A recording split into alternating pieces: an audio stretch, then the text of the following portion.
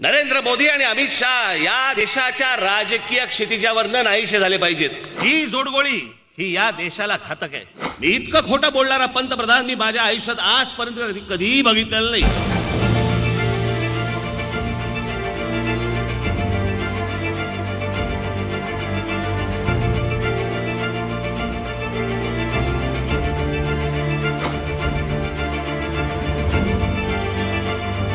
मैंने कुठून त्या गाड्या जातात का आजूबाजूनी? असं बोलतं का कोण? नरेंद्र मोदी आणि अमित शाह या देशाच्या राजकीय क्षितिजावर नाहीसे झाले पाहिजेत.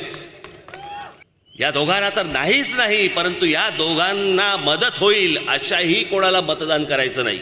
याच पंतप्रधानांनी सांगितलं होतं की मी या देशातल्या परदेशामधनं मी पैसे आणीन.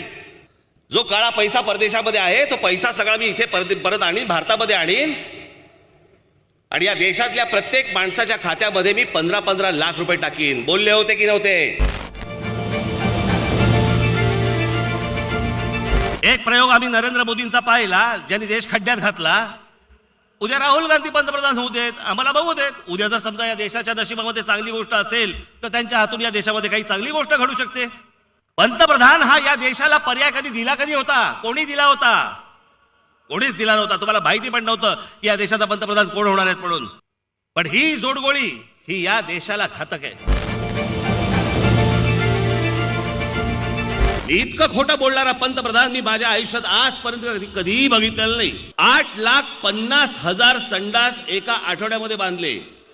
म्हणजे आम्ही त्याचा नीट आकडा काढला तर साधारणपणे 84 संडास एका मिनिटाला होतात, आणि 5 सेकंदाला 7 संडास बांधले जातील. 5 सेकंदाला 7 संडास, विक्रमच म्हटलं पाहिजे. इतक्या फास्ट होत पण नाही, तितक्या फास्ट त्यांनी संडास बांधले.